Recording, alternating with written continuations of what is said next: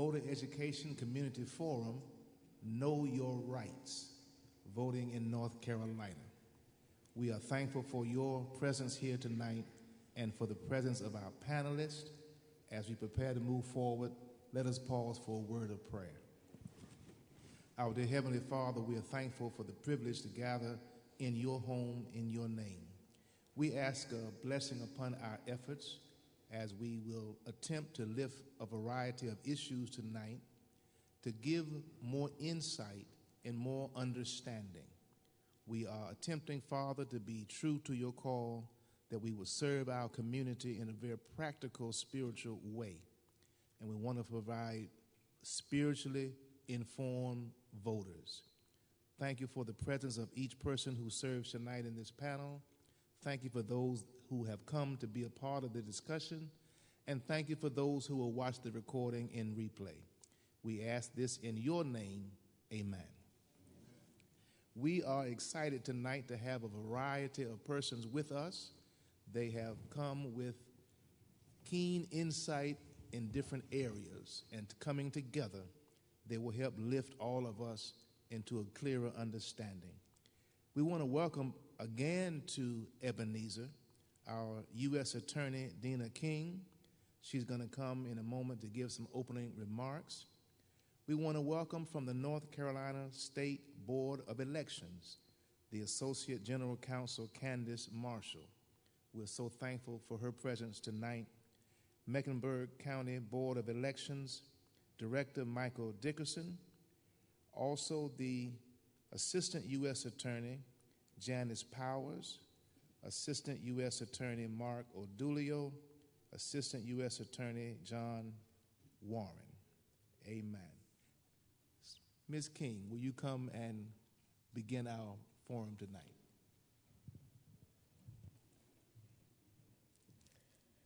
Good afternoon, everyone. As was mentioned by Dr. Lynch, I'm Dina King. I'm the Chief Federal Law Enforcement Official in Western North Carolina, which encompasses 32 westernmost counties, which includes the Charlotte area all the way to the Tennessee line. We're here to really talk about the cornerstone of American democracy, and that's voting. Thank you so much, Dr. Lynch, for allowing us to be here and to partner with you on such a worthy cause on tonight. It's truly a privilege to join so many of you for this educational forum on voting rights, legal protections, and key updates. I want to also start by thanking the North Carolina State Board of Elections, the Mecklenburg County Board of Elections, and our gracious host, Ebenezer Baptist Church, for bringing us together this evening in this educational forum to ensure that all members of our community are informed on this important topic. I also want to thank members of my office for being here and providing your expertise on this topic. As I mentioned, the right to vote really is a cornerstone of our democracy, and it's our collective responsibility to make sure that each and every one of us is protecting that right. In 1965, when President Johnson signed the landmark Voting Rights Act into law, he proclaimed the right to vote is the basic right, without which all others are meaningless. I couldn't agree more. When we're talking about free, fair, and secure and accessible elections, that's an affirmation of our country's values. It's that one thing that really binds us all together as Americans. They're also the foundation of our system of government. It's guaranteed by our Constitution, and it's protected by federal laws, which is why we're here tonight, enacted to expand the franchise and to make sure that that right is not just words on paper, but it's a reality for everyone. What makes the right to vote the bedrock of our democracy is that as American citizens, no matter where or who you are, one person equals one vote, and one vote equals one voice, and that voice is the voice of you. Our system of government depends on our transparent and our elaborate electoral process, where voters can really trust that their votes are counted and that their voices will in fact be heard. This isn't just some abstract principle that we can only dream of or strive for. It's the practical reality that impacts every community, every election, and every voter. For the U.S. Attorney's Office and for the Department of Justice as a whole, protecting the right to vote is one of our highest priorities.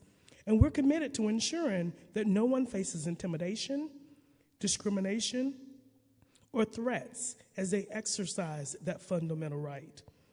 As federal prosecutors, we work really hard with election officials and law enforcement to enforce laws that protect voters and election workers alike. And you're going to hear about some of those laws on tonight.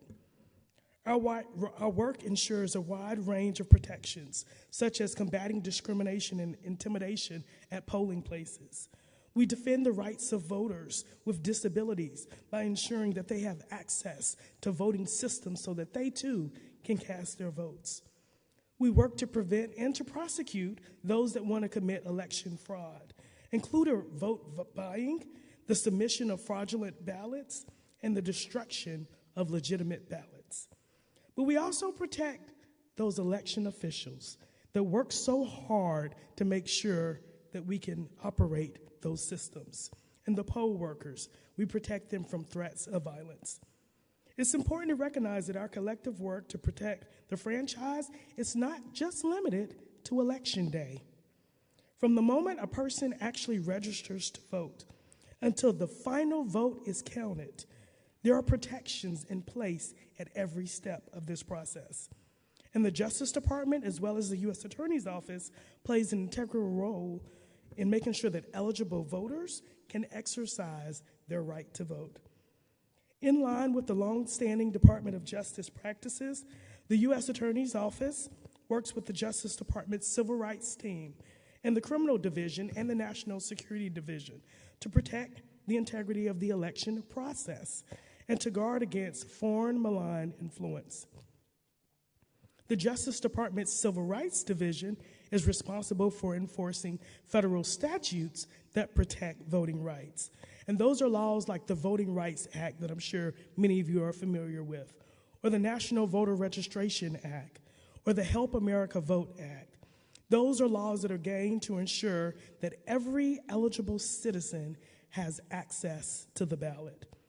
We also enforce the American with Disabilities Act to make sure that polling places are accessible, and voters that have disabilities who wish to vote in person can do so without worrying about how are they going to get on the inside of the precinct.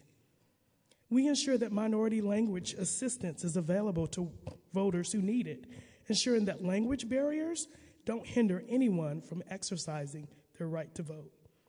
But our role doesn't stop there. My office works closely with the Justice Department's National Security Division to address external threats, including foreign interference. I'm sure you've probably heard something about that recently, and to ensure that our elections are shielded from outside influencers. We work with the Justice Department's Criminal Division to investigate and to prosecute those who attempt to corrupt and compromise the election process through fraud or intimidation. We work to safeguard elections, and it's not just about enforcing the law, but it's about to making sure that we uphold the public, your trust in the process of elections. As federal prosecutors, we are tasked with making sure that voters cast their ballots with confidence, knowing that their votes count and that their rights are protected every step of the way. In turn, as voters, each and every one of you also share a responsibility to take certain steps to make sure that your vote is also protected. You'll hear more in depth tonight about what your responsibilities are as voters. Some of the things I would encourage you to do is, one, make a plan. Know when, where, and how you're going to vote ahead of time. So start making those plans now, whether you're going to vote early, whether or not you're going to vote by absentee ballot, or whether or not you're going to vote on Election Day. Planning ahead helps you make sure that your vote is cast with confidence. But then seek out reliable information. Everything you see on the internet isn't the truth. So make sure that you vet and double check the information that you see. Trust, but also verify. But it's also important to stay informed about changes in voting laws, and we're going to talk about some of that today. But also to know registration deadlines and voting methods that are available to you. And then last, but certainly not least, we're going to ask you to report any potential violations that you see or hear about. If you witness election fraud, voter intimidation, or any other violation of the federal voting laws, we want you to report it immediately. Our office, coupled with the Federal Bureau of Investigation and local law enforcement, we're ready to respond. And remember, if someone's in immediate danger, call 911. Our right to vote is not just a privilege, it is our responsibility. So I encourage you to actively participate in this forum. Take advantage of the knowledge of the amazing panelists we have tonight. Ask them questions. Learn about your rights and responsibilities as a voter, including where and how you can report any concerns or allegations of wrongdoing. Keep in mind, your vote really is your voice, and it's the fundamental part of being an American. But it's up to each and every one of us to protect the election process and ensure that every eligible voter has the chance to cast their vote freely, safely, and confidently. Together, we can all protect the integrity of our elections. Thank you.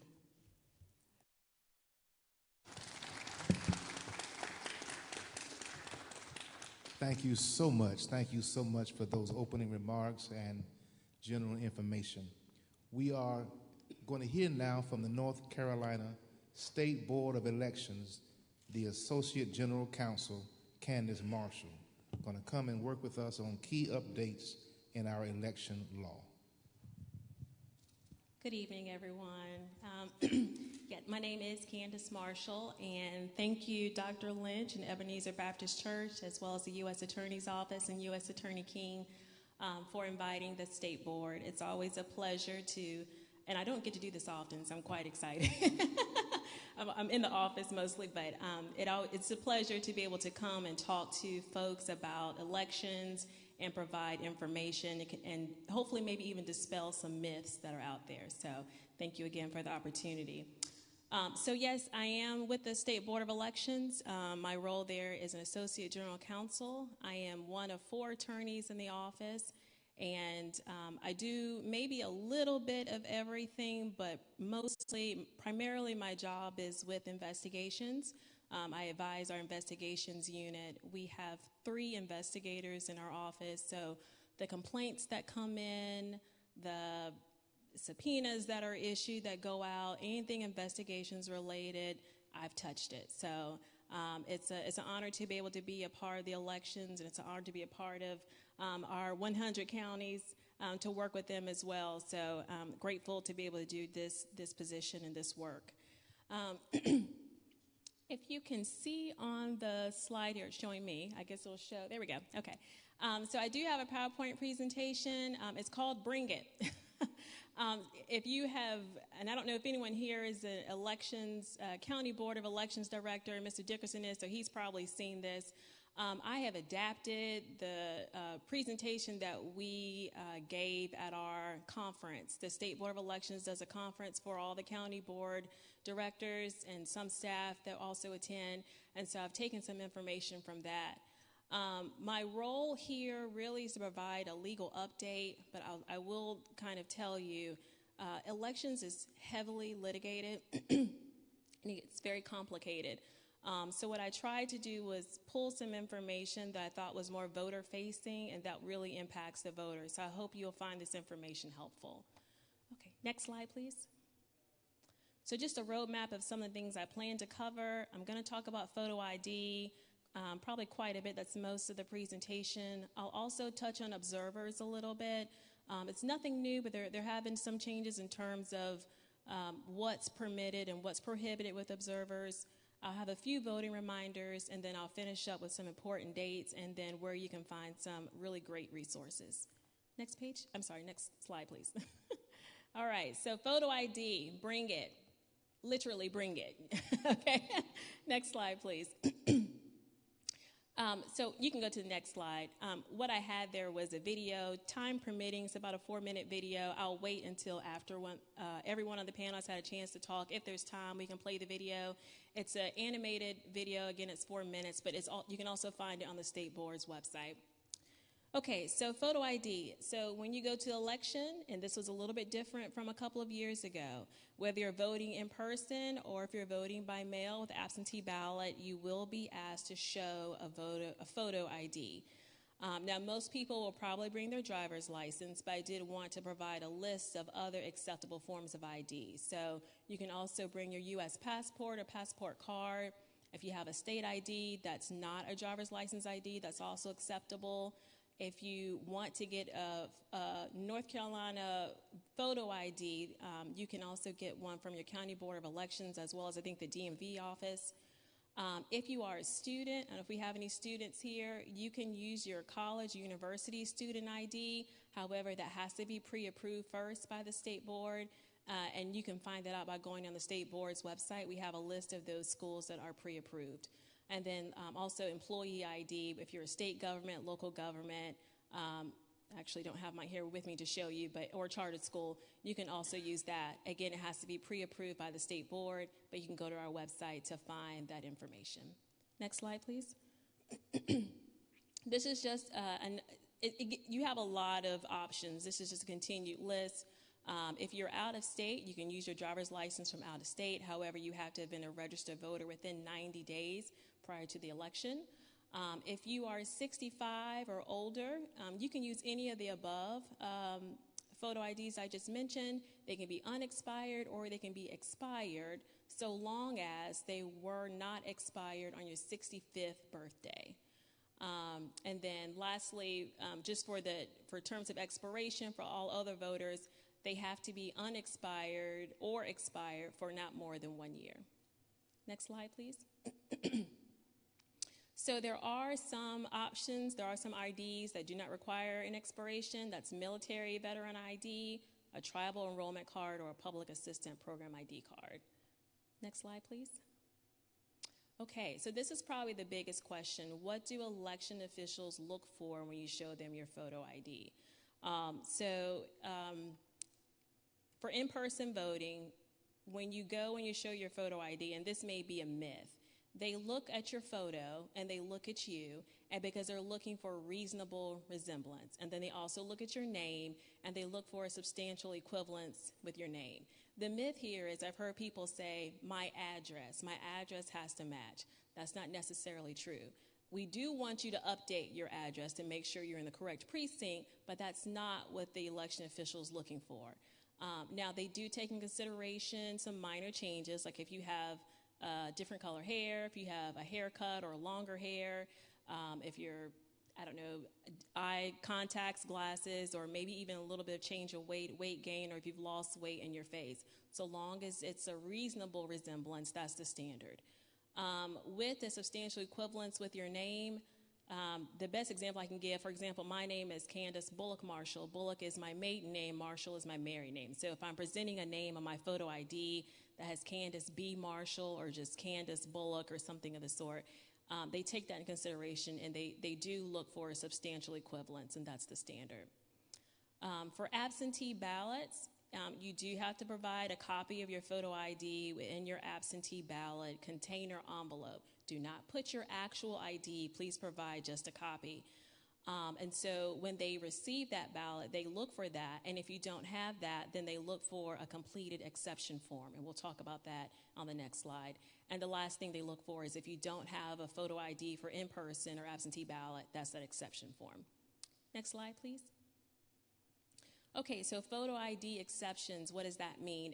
And we've had to use photo ID within our last election in the primary, so you are probably used to showing that ID, but just wanted to kind of reiterate, if for some reason you are not able to show that ID or you don't have one, you can fill out a form, but it gives you 3 options under the law that you can provide for that. One of those is an identified impediment. And essentially what that is that means there is something that is preventing you as a voter from showing ID. Now, some of the reasons for that is included on the form. I have a list here, and I'm not going to name all of them, but just a few, just so you can get an idea. One of those is lack of transportation. If there is a disability or illness, if you have a lack of a birth certificate or other documents needed to obtain ID.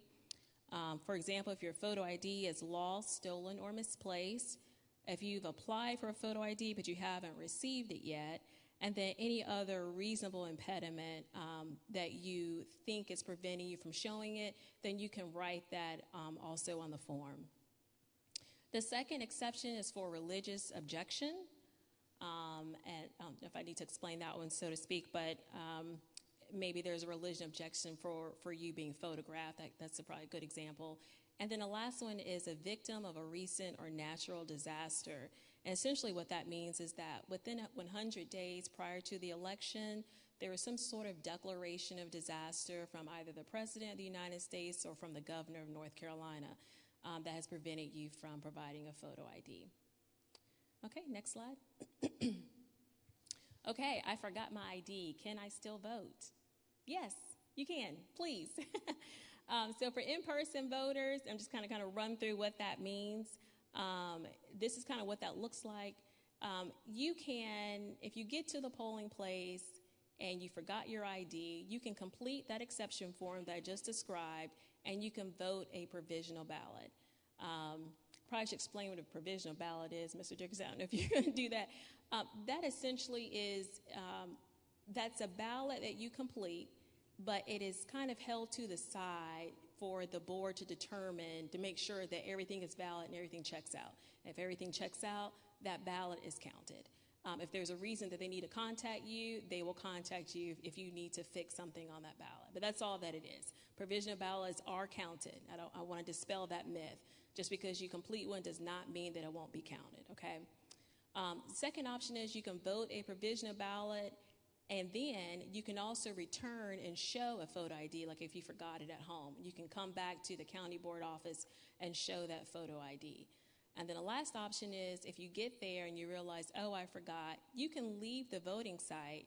You can get your photo ID and then return back to that polling place and vote a regular ballot. What you cannot do is vote a provisional ballot and then turn around and vote a regular ballot. They're not going to allow you to do that.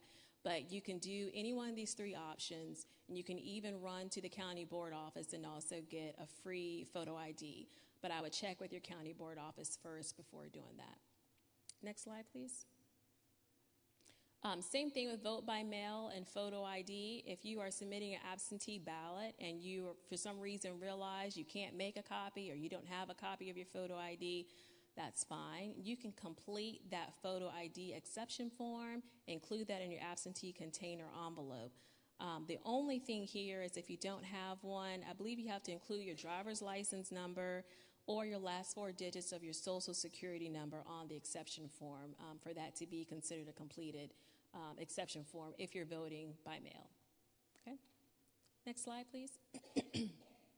Okay, so that's photo ID.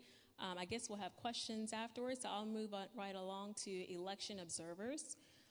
Next slide, please. Okay, so with observers, I'm sure you have seen people around the voting enclosure watching you and you're watching them. That's okay. It's legal. So observers are individuals designated by political parties to observe the inside of the voting place, and they also observe curbside voting. Observers are required to wear name badges so you can tell who they are. The one thing that I wanted to stress, observers are not allowed to do, they cannot interfere with you as a voter, they cannot interfere with election officials, and they certainly cannot interfere with the administering of the election. There are things in place, there are laws in place that allows the chief judge and or the other election officials from removing any observers who are disruptive in the voting place. Next slide. So what can observers do? I do have just a quick slide here on what's permitted and what's not permitted. You may see observers taking notes. They can do that, including on electronic devices. They can listen to your conversation as well. However, that conversation generally has to be related to election administration. They cannot listen in on anything that's confidential, discussing your date of birth, your driver's license number, for example, Social Security, things of that nature. And election officials and poll workers are trained on this information and what to allow and what not to allow, and to kind of keep guard, because they have to guard you as a voter and your security. They can also move around the voting place. You will see them do that, but they do have designated areas in doing so, and also during curbside voting. They can communicate via their phone, but it has to be outside the voting enclosure. They can also witness the opening and closing procedures of the day of the election, during the election. That could also be early voting. And then they can photograph inside the voting enclosure before the voting begins or after the voting concludes for that day. Next slide. Okay, what's prohibited by observers? And again, some of this has changed a little bit, so just wanted to kind of bring this to your attention. It's nothing that you necessarily need to remember, but if something seems off, you can always call county board or the state board office, and we can guide you on if it's prohibited or if it's permitted activity. They cannot look or photograph, videotape, or otherwise record the image of your ballot. That is key.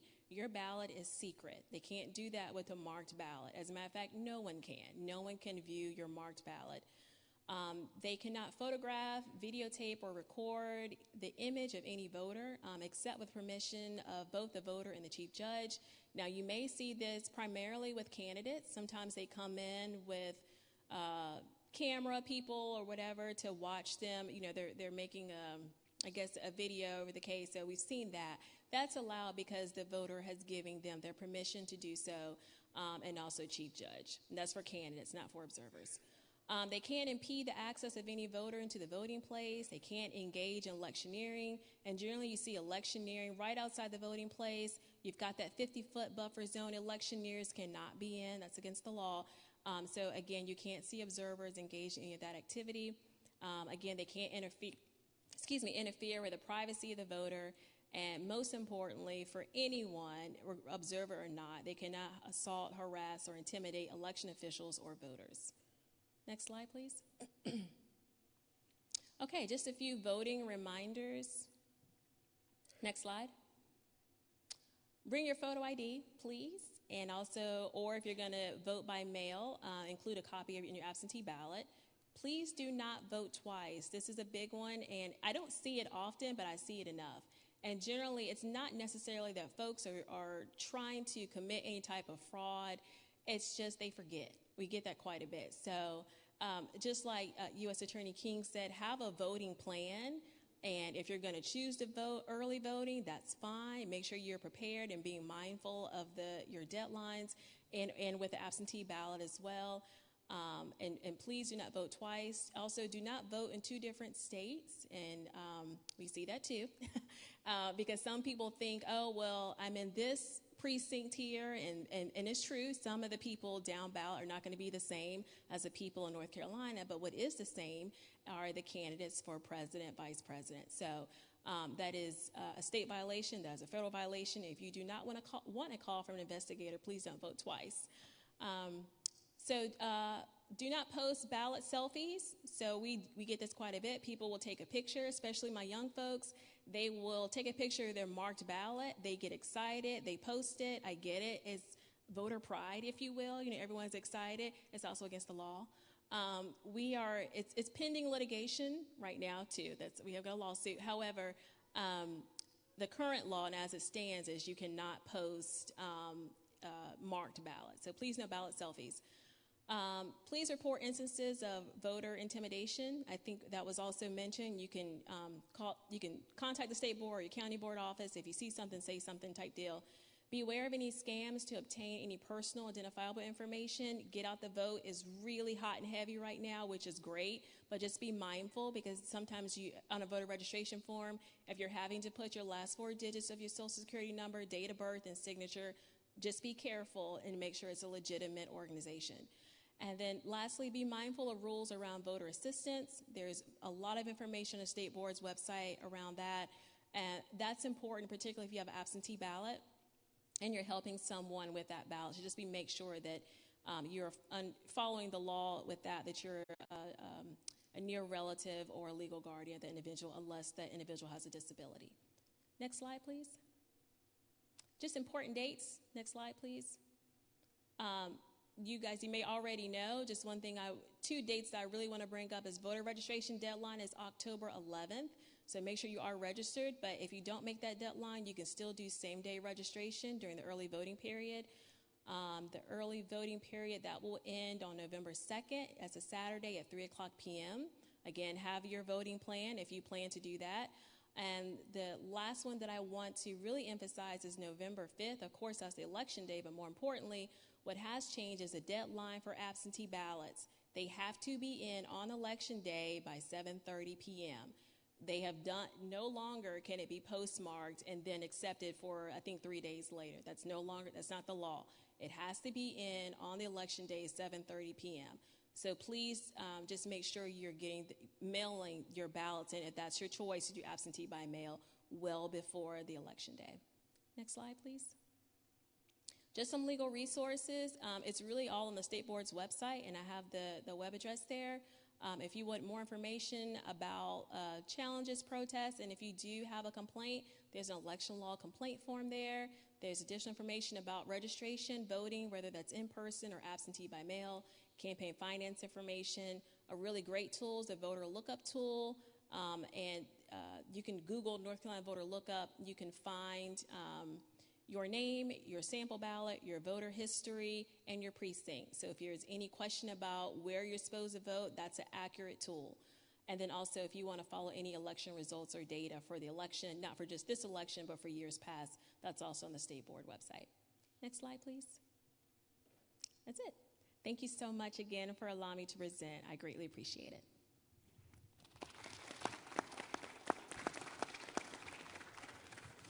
Thank you so much for the valuable information. So we've heard now this presentation was the North Carolina State Board of Elections. Now we're going to listen to Mecklenburg County Board of Elections.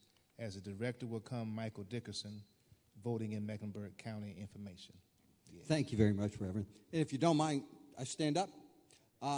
Thank you, Candace. Thank you for coming down. She gives us a lot of work.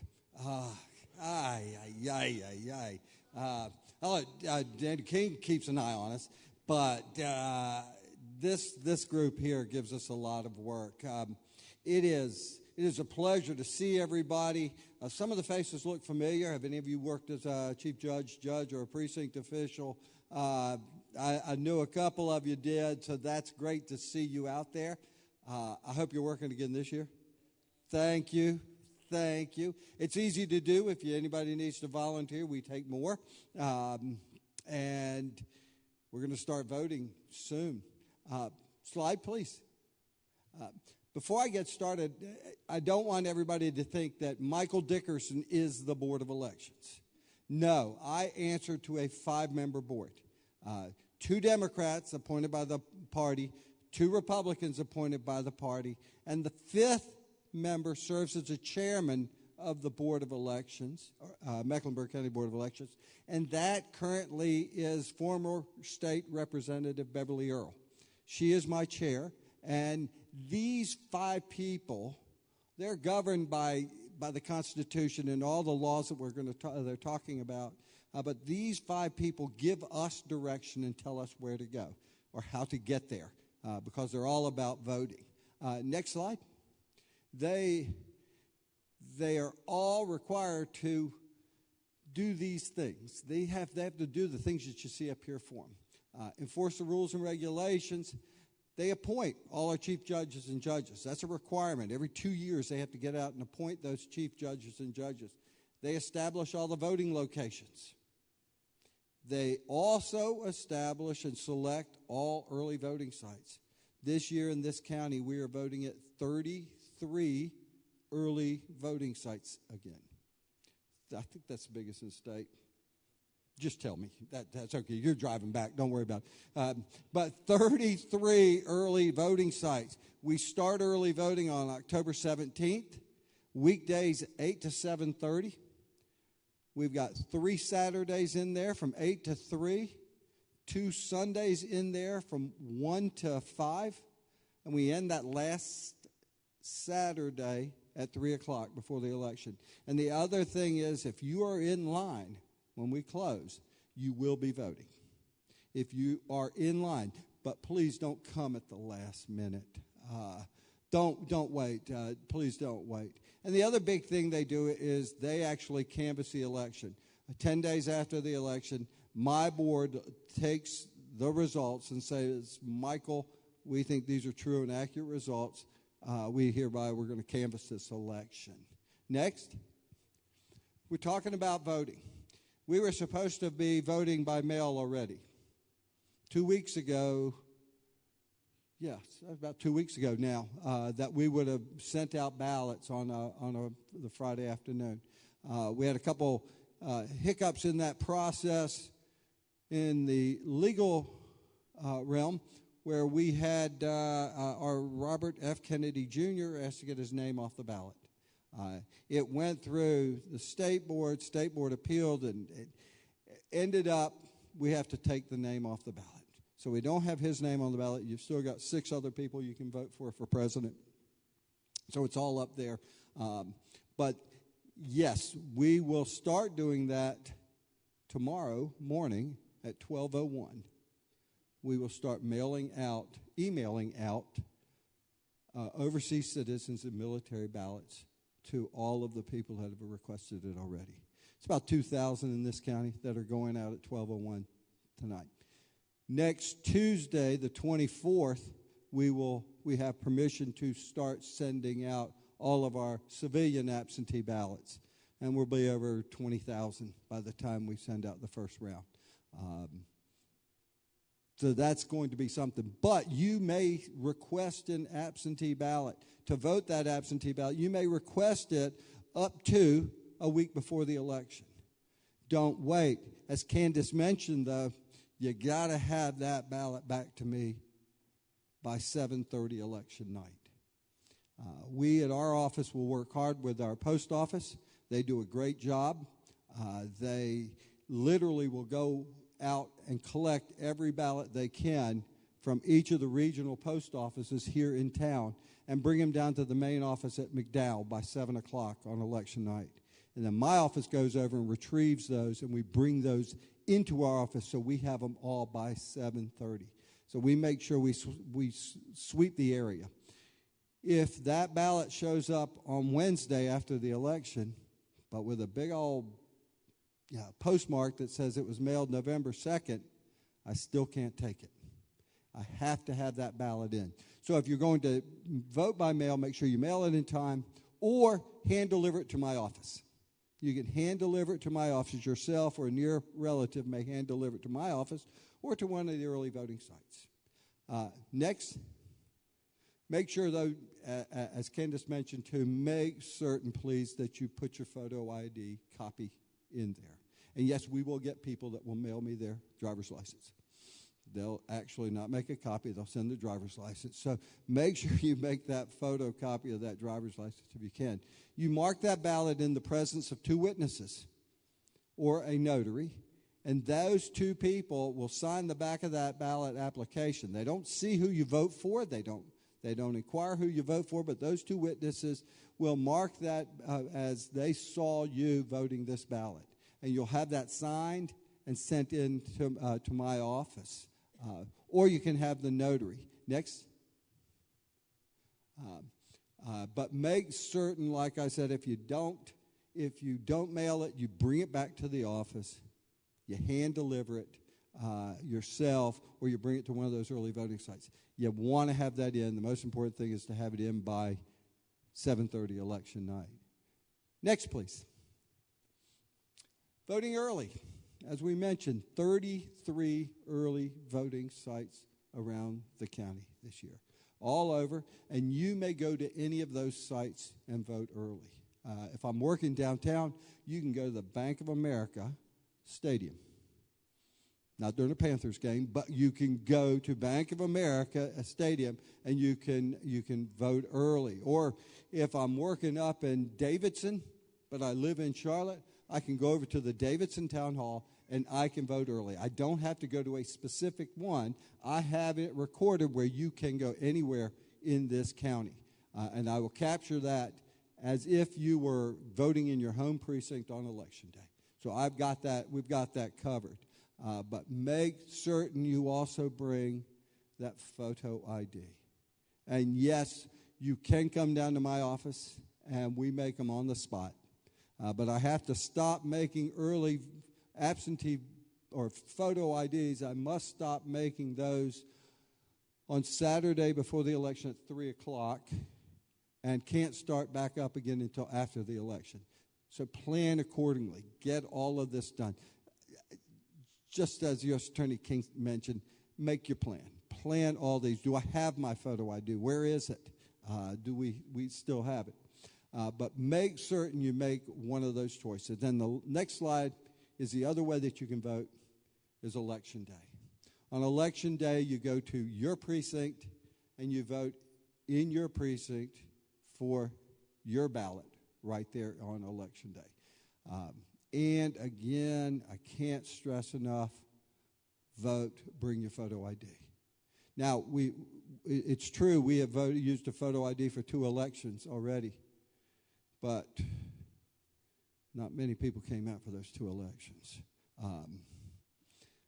It's going to be a 70% turnout. I got about 20% in the 2 elections earlier. So make certain everybody you tell your friends, everybody bring your photo ID, please, when you go to vote. Because our job is not to stop you from voting. Our job is to get you to vote. You don't understand that everybody in this office is just looking for a way to make sure you can vote. I'm not trying to say, no, we don't want. I want you voting. I want you voting. As Candace said, if there's a problem, you'll fill out a provisional ballot. But that will be a vote. We can get that corrected and counted and make sure that everything's taken care of. That's the most important thing for us. Next slide, please. This is what we look like in Mecklenburg County as far as registrations. About 812,000. That was last week. It's going to be more this week. We're getting plenty of registrations in. It's a 40% Democratic county, 39% unaffiliated, and only about 20% Republican in this county here. It's about the state trend, I think. The state actually has more unaffiliated registered voters than Democrats or Republicans. So we're a little off, but as you can see by the numbers there, 319 to 325, they're only about 6,000 votes off before the unaffiliates take over. We've got the Justice for All party has 1. And the We the People, the WTP, all the fun we had with that. 35 registered voters here in this county. And they postponed early voting, or absentee by mail for 2 weeks. Next slide, please. This is a pretty cool slide. I want you to take a look at this as you're planning your voting. As you're planning on where do I want to vote. The gray line, the blue line, and the orange line. The orange line is how people voting on Election Day. That first one. We started early voting in this state in 2000, the year 2000. That would have been Gore Bush, right? I think that was the 2000 race. Gore v. Bush. 198,000 people were voting on Election Day. And we had about 59,000 people vote early. First time we'd ever done that. First time we did that, Republicans outvoted Democrats early in that race. And we had about, 6,000 vote by mail. Good numbers. Fast forward 4 years to 2004, and it's still an increase in Election Day voting up to 218,000 people. But we grew by 50% to about 91% voting early. And yes, an uptick, a double in absentee by mail, by nature. If you go fast forward to 2008, what was 2008? 2008 was President Obama's first term. Say what you want about President Obama, but he knew how to get people out to vote. He had a machine that got everybody out to vote, and they did the job. You doubled what you did 4 years early, over doubled, with 208,000 people voting early before Election Day. First time in history, you had more people vote early than you did on Election Day in this county. That didn't stop them. 2012, same way. They increased it another 25%, going up to 250. 250,000 people, and a drop in Election Day voting again. And absentee by mail steadily growing. 2016, that would have been the Clinton-Trump race. So you have still an increase in early voting. Election Day still going down numbers. Absentee ballots are about the same. But then we had 2020, and that was the COVID year. Everybody had to stay 6 feet apart. We were all cabin fever by the time we got to the elections, and we all had to get out. In 2020, we had 33 sites again. The first day of early voting in this county, we had 35,000 people vote. One day, early voting. Second day, we had 33,000 people. We finished up with 365,000 people voting early before Election Day. Put that into perspective, in Mecklenburg County, 365,000 is more than 98 other counties voted in the entire election. We voted that many early. Wake County is the only other county that votes that many people. Look at the numbers. You had about a 5-time increase on the absentee by mail because people didn't want to go out. And we had a genuine decrease in the number of people that went out on Election Day. It was quite an easy election day itself for us. With that being said, we also had an eventful canvass that year, too, where we voted over 567,000 people in this county. We had a recount of the entire race because we had Paul Newby and Sherry Beasley this close, razor thin, 400 votes. Difference, the whole state. She asked for a recount. We voted 567,000. We literally recounted every ballot in the office. And we were off by 4 on the second race. So the second time. So we figured that was pretty good, well within a margin of error. Next slide. Thanks. This is something that the state board pushes us to make sure we have. There's no evidence of any election fraud. They're always in contact with federal partners to make sure that everything's safe. The voting system has to have a paper ballot, so don't worry, we're going to track your ballot. We're going to make sure it's safe.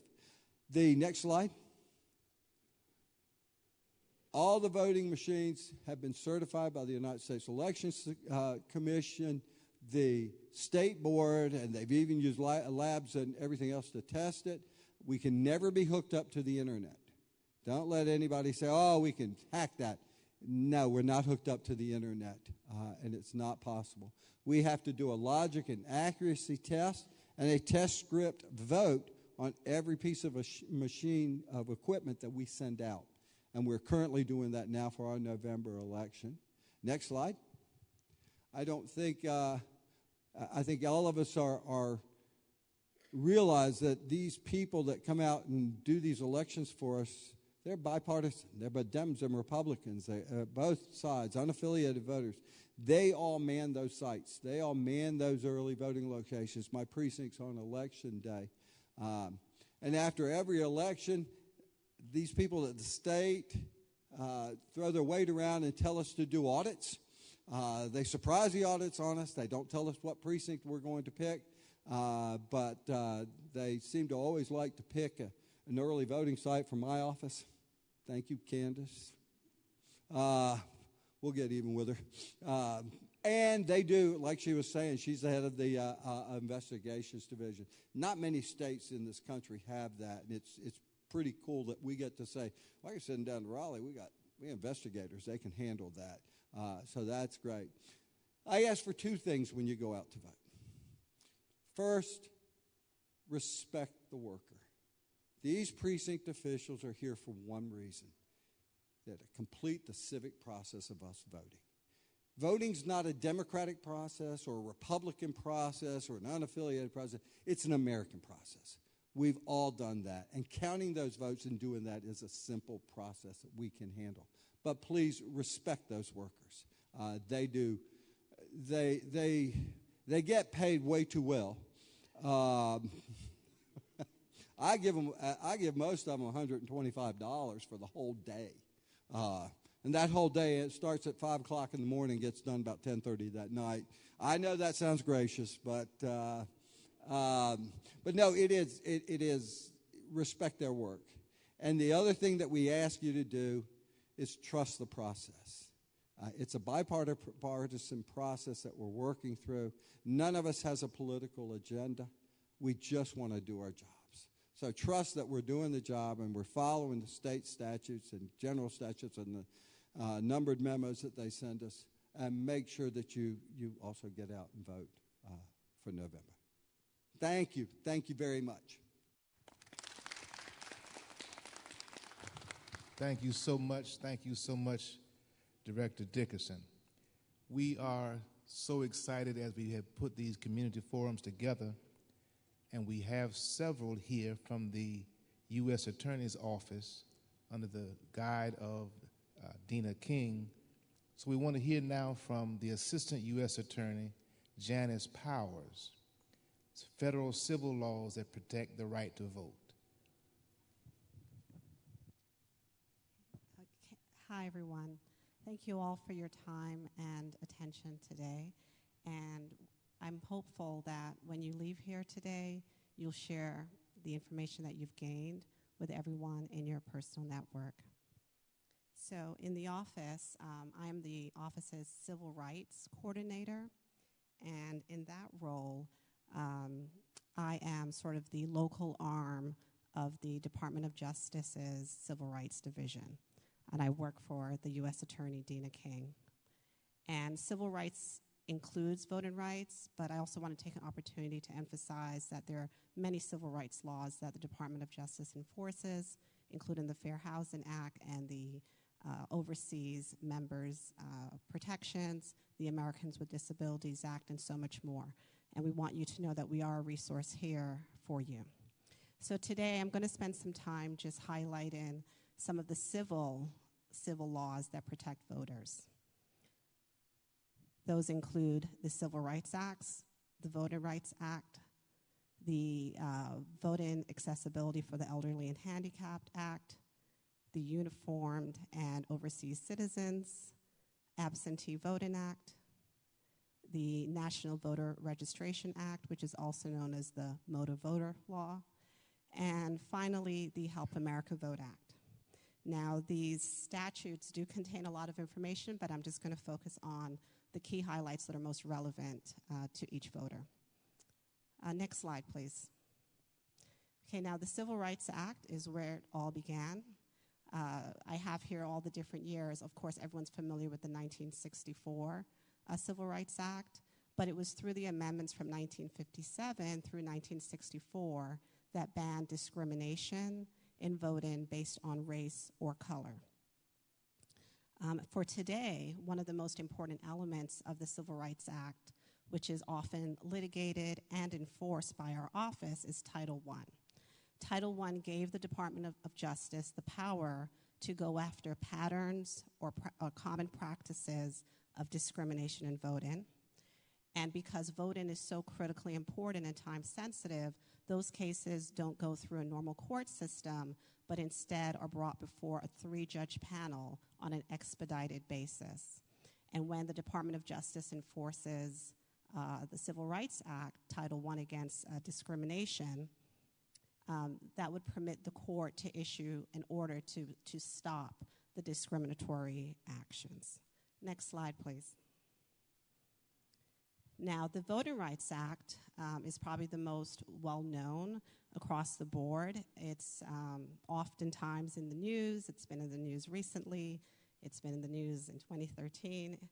because this is the statute that expanded well beyond what the Civil Rights Act was able to do for American citizens, particularly African Americans, and then it broadened into other groups and demographics as well.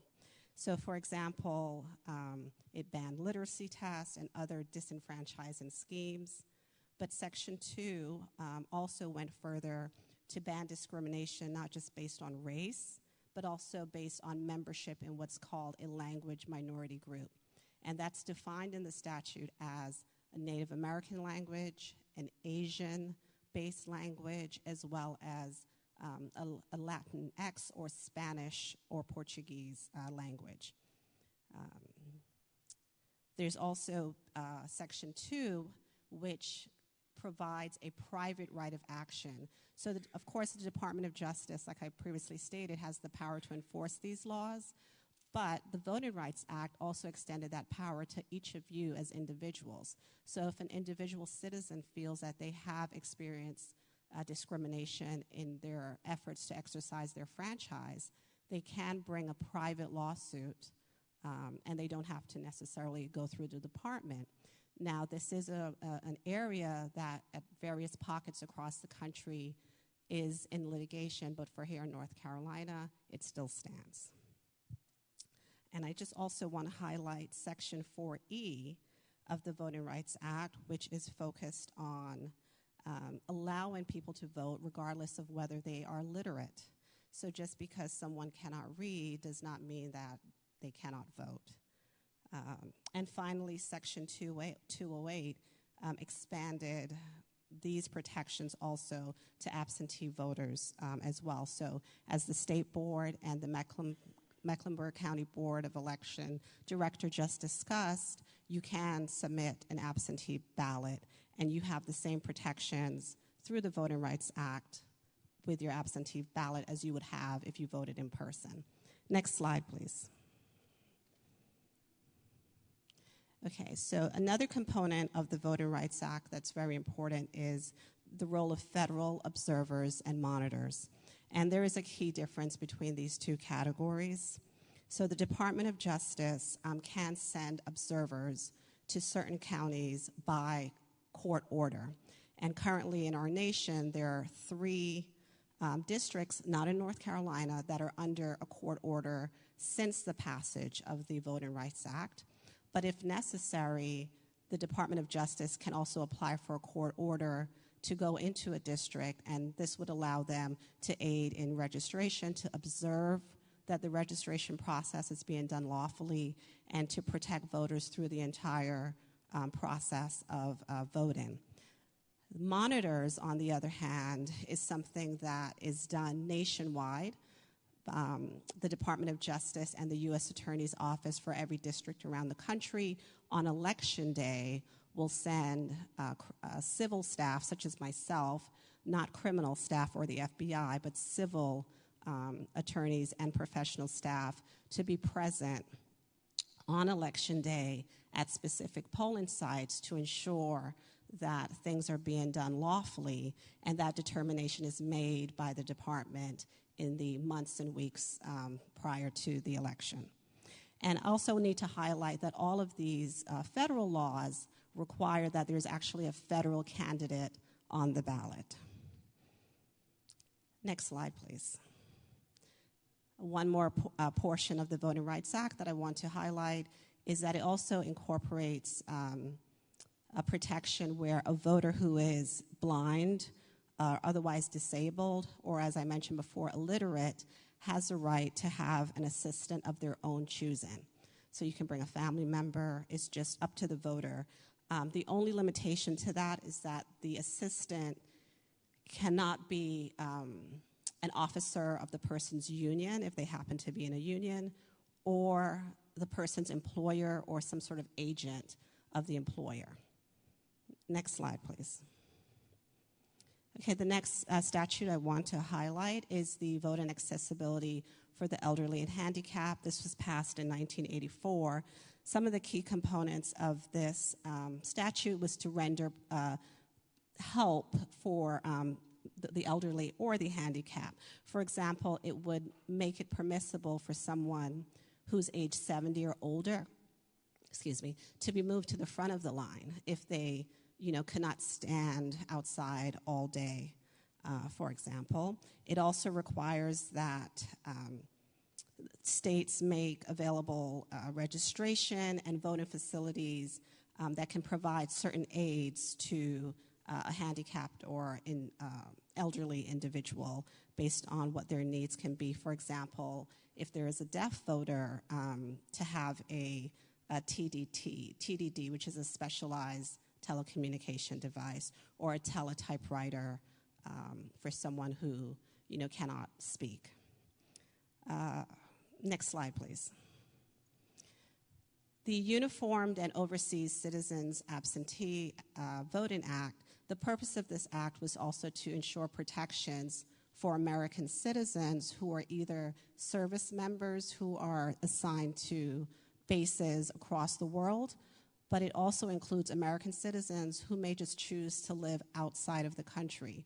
And it doesn't matter if you intend to return to the United States or if you plan to stay abroad indefinitely or, for the rest of your life. And so what this does is ensure that states provide ballots to these citizens. And as we just heard from Mr. Dickerson, that in fact is done here in North Carolina and in Mecklenburg County.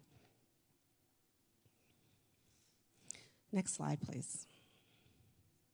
Okay, the National Voter Registration Act of 1993, also known as the Motor Voter Law. Registration is the first step in voting. And registration does vary between states because the administration of elections does belong to the state. It does not belong to the federal government. And so having recognized that there are differences between states, Congress passed this law to ensure some kind of uniformity and guarantees state to state. So, for example,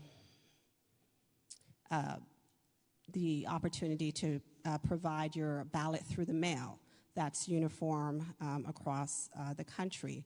The opportunity to register to vote at a DMV, that's a result of this law.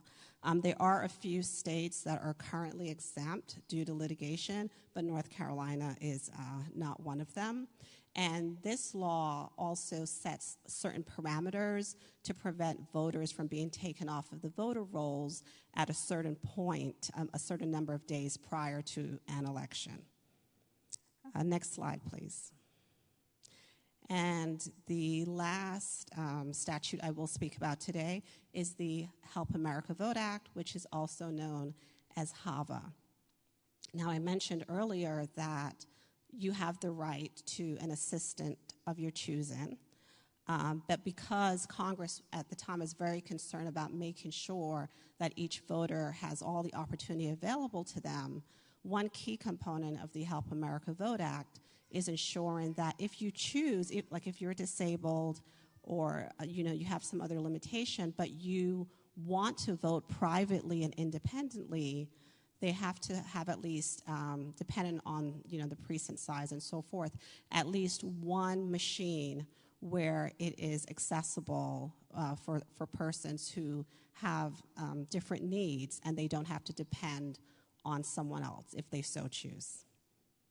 Okay, that's it for now. Thank you so much for your time and attention. Much for that information. The Assistant U.S. Attorney, Mark Odulio, is going to come now, federal election crimes, to give us an overview. Thank you, Dr. Lynch. My name is Mark Odulio. I'm a Deputy Criminal Chief at the U.S. Attorney's Office. And Dr. Lynch, I do want to thank you for the opportunity and share with you that a number of years ago in Washington, D.C., I had the pleasure of meeting Attorney General Loretta Lynch.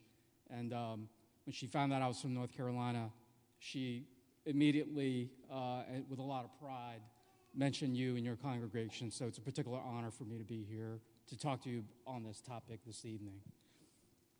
So as we've heard this evening, the responsibility for the administration of our elections lies with the states. That said, the Justice Department plays a particular role in ensuring that election crimes, criminal conduct is addressed through investigation and prosecution. And we vindicate that important work through various enforcement efforts that I'll be talking with you about tonight. Now, in thinking about election crimes, there are essentially three broad categories of crimes that we'll address. They are voter and ballot fraud, campaign finance crimes, and criminal civil rights offenses. Now, as I go through this, it's critical to note that the department's approach in investigating and prosecuting these crimes is done through a coordinated effort through our main justice components in Washington, D.C., through the criminal division and through the civil rights division that's overseen by the Deputy Attorney General and the Attorney General. And I note that because through that coordination, that ensures uniformity, fairness, and effective enforcement of all of these laws. And that's the approach that's been taken by the department for decades to ensure that the voting rights of Americans are vindicated. Now let's talk about these categories. The first category I'll mention is voter fraud and ballot fraud. So simply speaking, some examples of that would be if a voter intentionally gives false information when registering to vote, if a voter receives money or something of value in exchange for voting in a federal election, if someone votes more than once in a federal election, or if an election official corrupts his or her office to benefit a particular candidate or party. So that is one category of election crimes that the department takes on and investigates and prosecutes with and through the coordination of our partners in the Public Integrity Unit and Main Justice and across the criminal division. The second broad category of election crimes, when we think about election crimes, relate to civil rights offenses. And so what I mean by that are any schemes involving voter intimidation and voter suppression. When someone threatens a voter with physical or economic harm unless that voter casts his vote for a particular candidate, or if someone tries to prevent qualified voters from getting to the polls for a federal election. And of course, this encompasses those kind of schemes that are meant to intimidate voters or suppress their voters based on the grounds of race, color, religion, or national origin. So the civil rights offenses, those are the second category of crimes, and that is are matters that are overseen, and we work in conjunction with the criminal section in the Civil Rights Division in Washington, D.C. The last category of crimes, election crimes, that the department focuses on are campaign finance crimes. And so you are probably familiar with this category, but a good example is if a person gives or a donor asks a friend to give money to a federal candidate promising to reimburse the friend, and the friend makes the donation and the real donor reimburses him, that's an example of campaign finance fraud. Or if a person who is neither a citizen nor a green card holder gives money to a federal, state, or local candidate, that would be campaign finance fraud. And there are scams related to campaign finance with fake PACs, political action committees, and other fraudulent entities that would also fall under the jurisdiction or this bucket, which is under the supervision of the Public Integrity Unit in the Criminal Division in Washington. So that is the third category broadly of election crimes that the Justice Department is focusing on. So you may ask, how is a department showing its commitment to enforcing election crimes and addressing these particular categories that I mentioned? The answer is that what the department is doing is, in a coordinated way, working with the 94 different U.S. attorneys' offices across 56 FBI field offices. We are methodically identifying bad actors in these areas and bringing to bear the resources needed to investigate and prosecute crime. So a good example of that is in June of 2021, Maine Justice and all of the entities I just mentioned formed an election threat task force, which reviews and investigates and prosecutes threats of violence to the election community. So those would be election workers that we've heard about this evening, any threat or intimidation to those public workers and many volunteers engaged in our process. Unfortunately, as we know, those threats have increased over the number of years, which has prompted the creation of this task force. And quite simply, a threat to an election worker or volunteer is a threat to democracy. And all election workers should be permitted to do their jobs free from threats and intimidation. And when we think about not only the individual impact that a threat may have on a worker on their day-to-day, and then we also think about, in the aggregate, how that threat operates to impact that worker's office and the other individuals they work with. It's something that the department understands and takes seriously and has devoted resources to. So while I'm on this topic, you may ask yourself, what is a threat? How does a threat get in front of the Justice Department? How is a threat cognizable under federal criminal law? And a threat is simply a serious expression of an intent to commit an unlawful act of violence. And that expression can take many forms through phone calls, letters, social media, and we apply our judgment and our investigative tools to investigate all serious threats in this area, and that work is reflected in Election Threat Task Force. The department also, in partnership with the National Security Division and our other partners in the intelligence community, has a significant role in investigating, disclosing, prosecuting, and disrupting foreign government activity inside the United States that threatens the United States national security, including threats to United States elections, political processes, and public opinion. And so, as Ms. King alluded to earlier, just a couple weeks ago on September 4th of this year, the department announced an indictment of 2 employees of an entity called RT, a Russian state-controlled media outlet, in a $10 million scheme to create and distribute content to U.S. audiences with hidden Russian government messaging. And what that indictment laid out was the scheme, which was propounded by 2 individuals who used these means of communications as a way to disseminate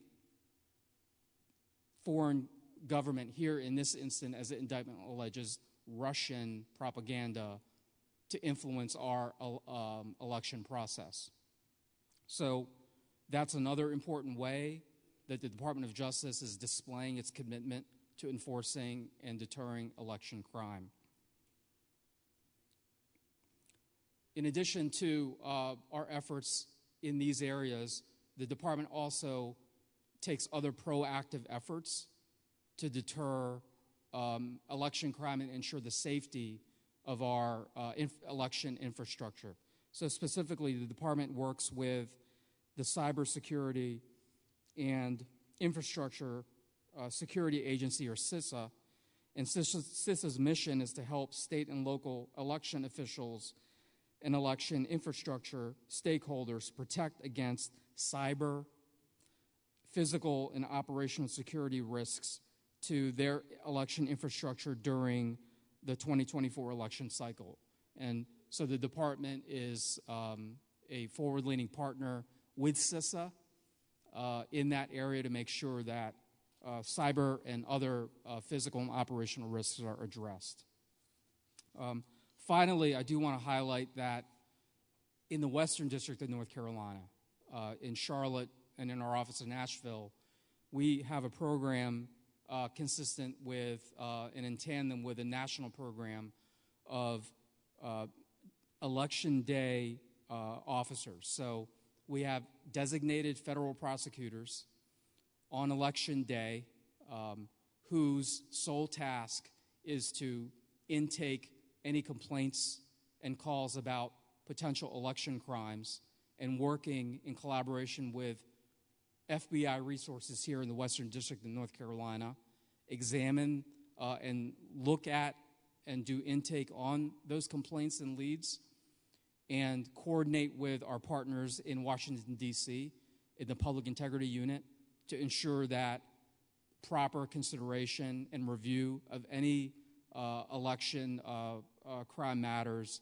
are being appropriately conducted on Election Day. That's a long-standing department program, and the office will issue, or typically issues, information about the designated election officers in the lead up to the election, as well as information on how to contact our office in the event you may witness or have a concern on Election Day. So I'll end with giving you some information about how to report a potential violation. So any complaints related to violence or threats of violence or intimidation at a polling place should be reported first to local law enforcement authorities by calling 911. After alerting local law enforcement about such emergencies, you ought to contact the Justice Department, and you could do that through the FBI website, which will have a place for you to make that a report. And also there are resources on the Department of Justice website, both in the criminal division section and in the civil rights division section, for you to make that report. Election crimes can also be directed to the U.S. Attorney's Office here in Charlotte or Asheville, or to the local FBI office in Charlotte. So thank you for your time. Thank you so much. Thank you so much. Now we want to hear our Assistant U.S. Attorney, John Warren. He's going to come and work with us, voting accessibility for the disabled. Thank you, Dr. Lynch. I appreciate it. Can everybody hear me? If the microphone starts moving away from my mouth, just wave at me if you can't hear me at any point. My name is John Warren. I have the privilege of being an Assistant U.S. Attorney here in the Western District of North Carolina. I'm here to talk today about disability rights, disability voting, disability accessibility when voting. It's already hard enough to have a disability. It should not be any harder to vote. Next slide, please. So you've heard some great information about other federal and state laws here tonight. What we are going to talk about specifically is Title II of the Americans with Disabilities Act. Title II requires public entities, such as state and local governments, to provide a full and equal opportunity to vote. So we all have the right to vote. We also must have the equal opportunity to vote. That applies to all elections, whether you're voting for your local school board or you're voting for the President of the United States. Local, state, federal, all elections. It also applies to the entire voting process. What good is it to have a perfectly accessible ballot, a perfectly accessible polling site, but you can't register to vote because there are barriers to access? It has to be accessible every step of the way. Next slide, please. Luckily for us, the Department of Justice puts out all sorts of wonderful guidance, particularly on Title II, to inform the public. It's my daughter in the back, if you couldn't tell. And so there's all sorts of wonderful guidance that's put out. The guidance on front of your screen here today is great because it talks about the Americans with Disabilities Act and several other federal laws that protect those with disabilities while voting. And if you want more information and to dig into the details of that, it's available on justice.gov. It's very easy to find. What I want to do here today is focus on three main points of emphasis in the updated guidance. Next slide, please. The first of those points is that public entities, such as state and local governments, are required to make reasonable modifications to their voting policies when it's necessary to avoid discrimination. There is a big caveat. If that modification would be an undue burden or fundamentally alter the nature of the services, then they don't have to do it, obviously. But even still, they have to give their best effort. They have to take some action to provide as many benefits and services as possible to those with disabilities. One way to think about this, if you have a disability, you're on crutches, you're waiting in line at your polling site, it's uncomfortable to stand, what the polling site could do is provide you a chair to sit while you're in line, even if they have a policy that says there are no chairs allowed in line. The key term here is reasonable. The second point, and this is related, is that public entities must modify their policies regarding voter assistance when that assistance is on the basis of a disability. And so if you have a disability and you need assistance because of that, then you can receive some assistance for that.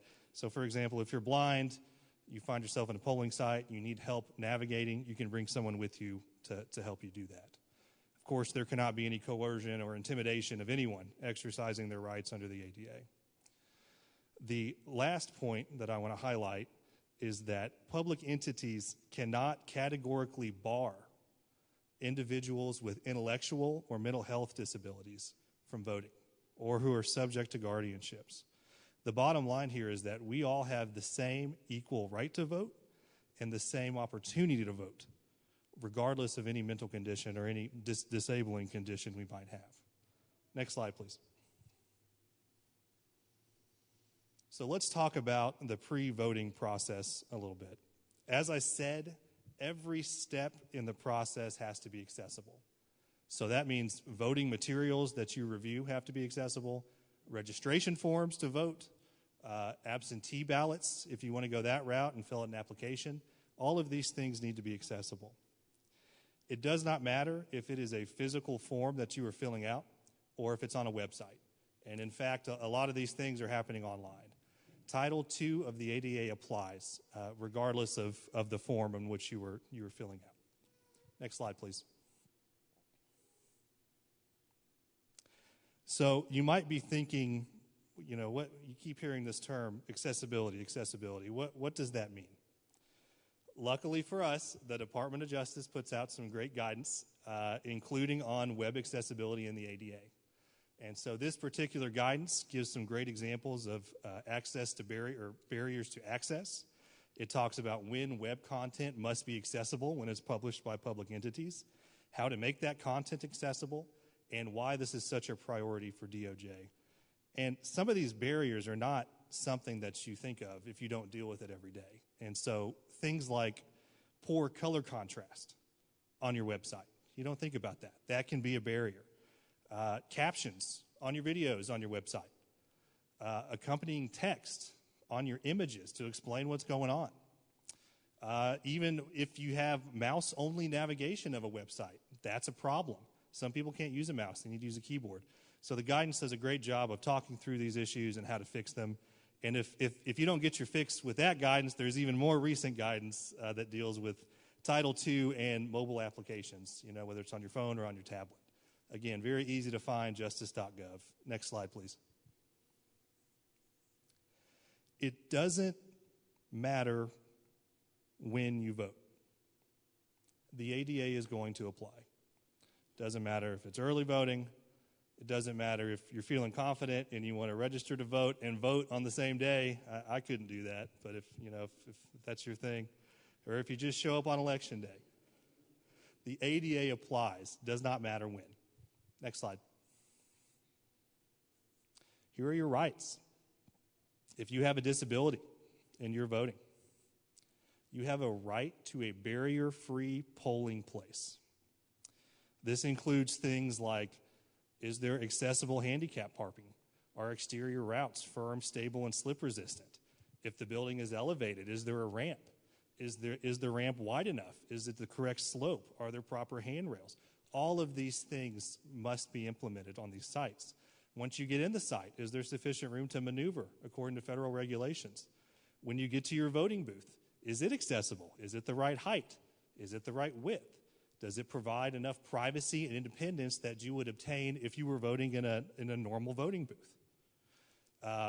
Auxiliary aids are another one that you are entitled to ensure effective communication. This could take the form of a qualified reader, someone who, if you need help reading things, it could take the form of Braille, large print, or even interpreters, sign language interpreters, whether in person or remote, video them in. I know I've used that in my investigations under the ADA. We've talked about reasonable modifications to policies. You have a right to bring your service animal into the polling site. Now, I'm not saying that if you try to bring your pet snake, or if you try to bring a service chicken or something like that, that they're going to let you do that. I can't guarantee that. But if you have a legitimate service animal, you can bring it with you. And then, of course, we've talked about your right to receive assistance in some circumstances. Next slide, please. I also want to emphasize, doesn't matter when you vote, doesn't matter where you vote. You could be voting at a post office, in a government building. You could be voting in a non-government building like this beautiful church. I think at my last election, I voted in a restaurant. It doesn't matter where you vote, Title II is going to apply if it is serving as a polling site. And so if you have a busted up sidewalk, if there are potholes, on your walk up, these things likely will have to be remedied. And there are temporary solutions that you can undertake, but they have to be effective. You can't just put cardboard down and call it good. They have to be effective under Title II. So bottom line, doesn't matter when you vote, doesn't matter where you vote, Title II is going to apply. Next slide, please. Mark talked about how to report criminal behavior. Here is how you report civil rights complaints. This includes disability and voting rights issues. If you see something, please say something. Public participation is integral to our ability at the Department of Justice to help protect the rights of everyone in our society. And so it is very important for you all to take that role seriously when you are voting. And I'll say, too, it doesn't have to be a novel. I think AUSA Powers and myself can both attest that in a lot of complaints we deal with under the ADA, they're pretty short complaints. They're 3 sentences, 2 sentences. That can be effective. And so please keep this in mind on voting when you vote, and please make sure that you are aware of these issues. Next slide. If anyone has any questions about anything I've talked about today, or if you want to talk further about disability rights, that's my email. Feel free to email me. I'll do my best to respond in a timely manner. Thank you so much for having me here today. It's been a pleasure.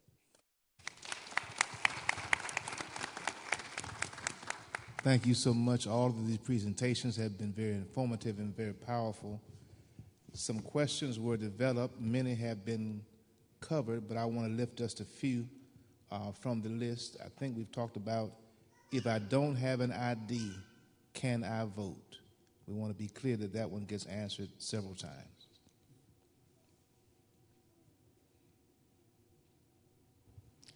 So yes, in short, yes, you can still vote. And as I mentioned during the presentation, if you forget your photo ID, you can still do a provisional ballot. You can come back and return with your photo ID. You can also get a photo ID from, oh, thank you, it's up there. You can get a photo ID from your county board office so long as you make the deadline, particularly here in Mecklenburg County. You can leave the voting site if you need to, get your photo ID, and come back and vote a regular ballot. So I think what's key here, as been stated, I think this is the theme, make sure you have a plan and do your best to follow that plan. Thank you. Thank you so much. If I have moved from a different precinct, can I vote at my new precinct? I'll be glad to try that one. Yes, you may, depending on how long it was that you've moved. So, if you've moved within the last 30 days, you'll want to register at that new precinct and vote. Here in Mecklenburg County, we use a pretty good process where I have actually people that are assigned to work there, and if you have moved, they are allowed to call the old precinct to see if you've voted there yet. And if you haven't, I transfer all your information to my new precinct. It takes a little bit more time, so the planning concept is really smart. But you can then vote at your new precinct what you're entitled to vote for. We have it all documented, we have it all paper, and you have it signed so that I know that where you are, and now I'll get you registered into your new precinct. So yes, don't let anything like that stop you from voting. All right. If I'm told after I have voted that there's a problem with my ballot, how do I fix it? Well, I won't tell you that. First off, I never know how you voted. It is a secret ballot. It's one of the bedrocks of what we do. I do not know, and nobody else will know how you voted. There will not be a problem with your ballot. We make all sorts of safeguards to ensure that every vote we have will count, and it will go through the process in the machine. So approach it with caution, and call a couple of these fellows down here at the Department of Justice because that might sound like fraud to me. Can I add on to that? So I think I was thinking not necessarily with your ballot, but maybe if they find an error on your registration form or in your absentee ballot application or your absentee ballot container envelope, that which part is public, we have what you call a cure process. And if the county board finds that, they will contact you and ask you to correct that information. So we just encourage that you respond promptly so that your ballot can be counted. And it does happen occasionally. If I have a felony, can I vote? Okay. If you are serving a felony sentence, you cannot vote until you have completed that felony sentence. If you just have a prior conviction of a felony and you are off probation, obviously you're not in custody, you're off of any post-release supervision, you can still vote. You just have to make sure that you register because a lot of times you may be inactive or you're not registered, so just make sure you are registered. Additionally, if you have a misdemeanor that's not a felony conviction, you can still vote with a misdemeanor. I would encourage anyone, make sure you know your status. If you are still serving, you're on probation, you're on post-release supervision, you cannot vote. If you do, that is a felony. The law has changed a little bit about that. There is now an intent with that state statute, but we're working through that. It's new. It's just enacted 2024. But nonetheless, it's best that you just know your status. Thank you.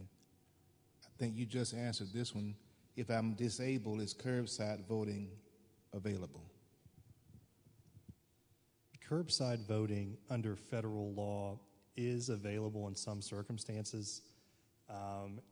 It's really an alternative method of voting, and if it is in place, there are a number of requirements that have to be followed, and they are really geared toward that equal opportunity to vote that I was talking about. And so, if you do find yourself at a curbside voting polling station, there has to be some sort of notification system to let the poll worker know that you've arrived, and there also has to be a way that they can acknowledge you're there, so that you don't think you're just sitting there waiting for no reason. There also has to be a way for the voter to obtain information from candidates in a manner that they would have been able to do if they had just gone straight into the polling site. And so, yes, it is permissible, certainly not required, and there are a few more hoops to jump through when it is enacted. Wonderful. What questions do we have from those who have gathered tonight? We have a microphone in the aisle on this side, a microphone in the aisle on this side. If you have a question, if you will come to the microphone so everyone will be able to hear clearly.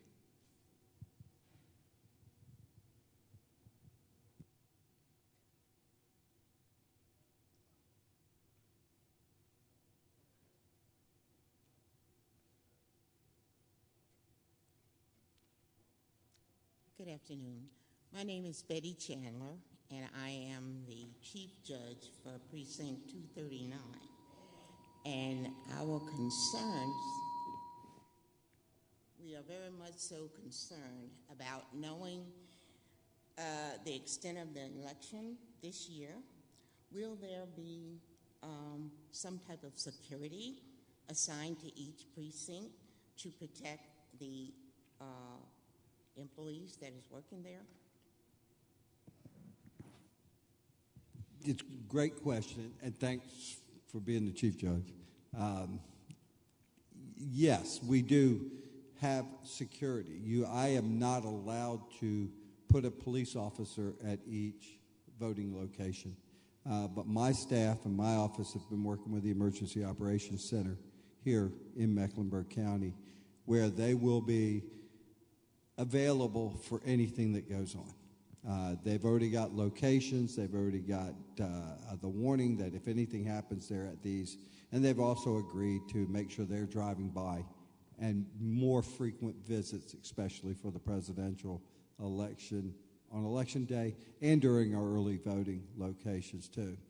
So, yes, short of putting a person with a gun at each office, at each site, which I cannot do, I will have you extra security in the presence of the police department being able to drive around. It's a great process they've got, the Emergency Operations Center. They've got cameras all over this county. They can tell me everything that's going on, if there's a water main, a gas leak, anything like that. So we have all those people. We have Duke Energy involved, too, to make sure that we're working with them in case we have power outages. But as Tori will tell you in her training, you feel threatened, the first thing you do is call 911. Then you worry about calling us. But make sure you take care of yourself. Thanks. Okay. And from the federal standpoint, we also cannot have FBI agents or criminal AUSAs at the polling sites. However, as part of our Election Day monitoring program, select precincts will have civil AUSAs present to observe. And again, that's a determination made based on an evaluation of many factors to determine which sites might need those Election Day monitors. And when those individuals are present, you can obviously, report anything to them that they have not observed, and they will contact our office's designated election officer, and we also have direct contact with the FBI if we feel that, a physical threat or some other harm is resulting or might result. Can I just add one little quick thing, too? Just want to say that the state has worked really hard, and the counties have worked even harder to really strengthen relationships with local law enforcement in every county. And as stated, we also work really pretty daily almost with our security partners, national and state security partners. We even have people monitoring social media so that we can know what's going on before it hits North Carolina. We are really diligent about that because we understand North Carolina is a purple state. So we are heavily scrutinized. People are watching us, and, we train for certain things. Hopefully they don't happen, but, certainly the counties have definitely gone through a tremendous amount of training to prepare for that. And also just want to add law enforcement. But a couple of years ago, we put out an elections reference guide for law enforcement. No, they can't monitor you, but we wanted them to be aware what goes on during an election, because we found they didn't know. They just didn't know. So we wanted to give them that information so they could understand the process and the roles that our election workers provide for the state. Hi, my name is Patrice, I'm a member here. Piggybacking off of her question and your Speak in the mic so everybody can hear you. Piggybacking off of her question, as a poll worker, your response with the FBI, your response about the state can't supply officers at the polling places. Is this a state-by-state rule, or is it you're saying that it's a federal rule? I'm just trying to ascertain, because I come from another state, and I'm newly here in North Carolina, and I think it's a valid question. I'm not saying you guys didn't answer it, but even if the office is not inside of the poll, why can't there be officers outside of the poll? That's what I'd like to know. So from the federal standpoint, there's actually a federal statute that prohibits federal law enforcement presence from the polling site, because our franchise has to be free of any intimidation. So for some individuals, they may see an FBI agent and feel, oh, that's a welcome presence. But some people may feel that that is an intimidating presence. And the key is we cannot chill the franchise. And so Congress has determined that we cannot have federal law enforcement present at a polling site. So you're saying all states, law enforcement can't be at the Oh, site? I cannot speak for the state. Candace can, but I'm speaking for federal law enforcement, which is the FBI and criminal AUSAs. But yes, that is true for North Carolina as well. And the distinction there is they can't monitor. You may see officers there, and officers will come in full uniform to vote. They are allowed to do that. What they can't do is linger around and give the impression that they're monitoring voters. They can be called to the polling site, particularly if the chief judge or someone, even a voter, calls them there. They can respond. They can do what they need to do, investigate. Once that call is done, they have to disperse. Yes, they can be nearby. They can even drive through maybe once or twice. Again, you can't give the appearance of monitoring. I appreciate and understand it's a fine line. It's kind of gray because you want to protect voters and election workers, but at the same time, we don't want to disenfranchise anyone and intimidate anyone either. So, additional questions? No, ma'am. We need everybody to come to the microphone. And here's the thing about it. In this sanctuary, your voice goes up. It doesn't go out, so nobody can hear you. I, too, am a chief judge, and I'm also a site coordinator for early voting. It has been cumbersome trying to find people to work. People are already intimidated, and they're afraid, and they think they're going to be people picketing at the sites. And so what do we tell these people as we try to get them to work these positions? Because I never had this kind of trouble before. Usually people are calling saying, I want to work early voting, or I want to work. It's not like that. People are already intimidated by this election. So what do we say as far as making people feel like they're going to be safe to do this? Well, first off, thanks, and make sure you let Katie or Tori know if you're having any trouble with those, because our last check was all of our judges were filled already, and I'm 2 months out from the election. Everybody wants to work. We have more people every day asking, can I work, can I work? So make sure she circuits those people back to you. It's tough because a lot of what we see is what happened in Georgia or Pennsylvania. or it's going to happen that way in Arizona. This is North Carolina. I can't recall of any instance in this county, except for one. About 5-6 years ago, we had our front office spray painted with graffiti on the night before the election, trying to intimidate us. And it was, here again, dealing with local law enforcement. We got it taken care of just like that and didn't worry about anything. I think we live in a great county, a great area, North Carolina itself. I think we have supportive state, we have supportive federal folks that will make sure that we're all okay. I would just reference that to them. That Dickerson down at the board, he's looking out after us. Again, I can't station somebody there, but Carol Hill Williams is sitting in the back that you saw right behind you. She's a deputy director here for the Mecklenburg County Board of Elections. She and I and a couple others on staff literally spent a whole day, 2 days with the emergency operation folks.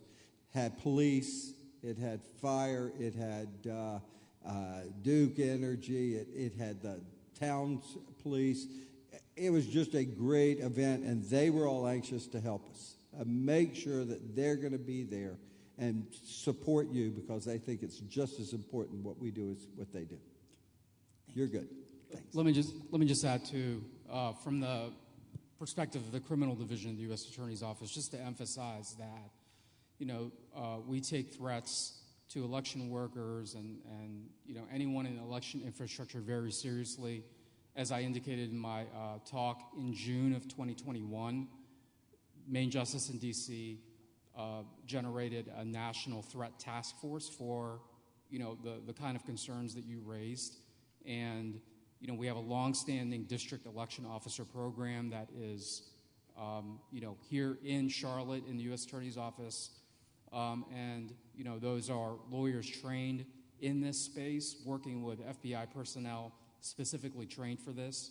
I'll also add that our office has, unfortunately, developed a lot of expertise in investigating and prosecuting threat cases because that's, part of the landscape that we're operating in now. We've got the tools and the ability to identify serious threats and, consistent with the law, investigate and prosecute those who are responsible for them. Wonderful, wonderful. Thank you so much to this panel of well-informed servants who give their time and their expertise, and here even tonight going beyond their regular work day and time to make sure that we all are informed. Let's give this panel a hand tonight. Thank you so very kindly. We're going to call now our U.S. Attorney to come back to bring our session to a close.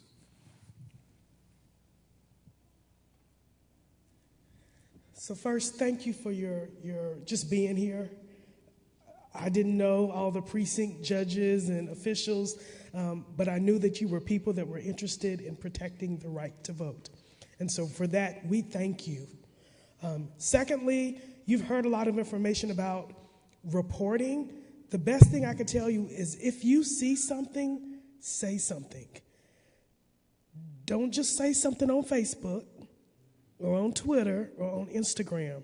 Report it to the appropriate people that can actually look into it, to investigate it, and prosecute it if it's warranted. I can assure you we are ready. We have done trainings all year. We have researched the federal laws. We've talked to some of our other colleagues. I'm sure everybody here, we are ready for this election cycle.